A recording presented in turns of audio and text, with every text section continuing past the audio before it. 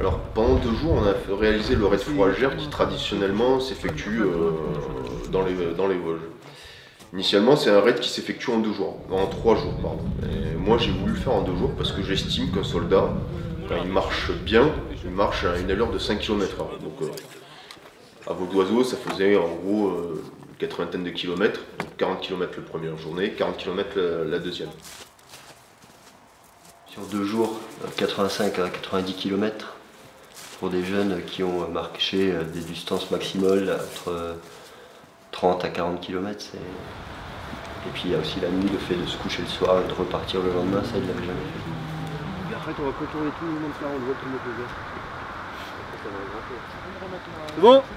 Allez. Combien de kilomètres ça? Combien de kilomètres? Quarantaine. Là c'est l'échauffement. Eh bien, la fourragère, ça leur montre leur appartenance définitive au 15-2, hein, parce que comme leurs grands anciens, que ce soit de la Première Guerre mondiale ou de la Deuxième Guerre mondiale, ils vont avoir l'honneur de porter la fourragère aux couleurs de la Légion d'honneur du 1er régiment de France. Donc c'est 1er régiment de France, pourquoi? Parce que le premier à avoir porté cette fourragère rouge.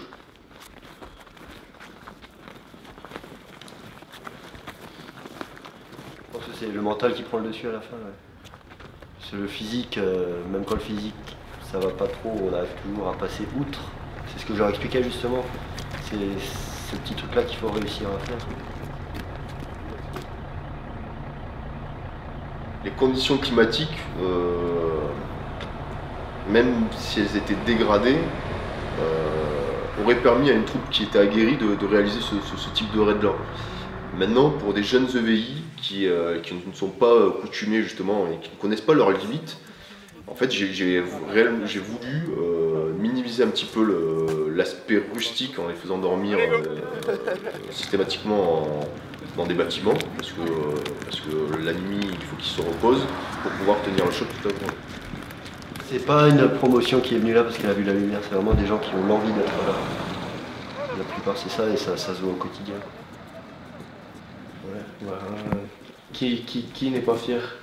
Je pense que vous pouvez demander aux 35 qui sont dehors, je pense, enfin de ceux qui ont fini la marche, je pense pas qu'il y en ait un qui soit pas fier d'avoir fini la marche.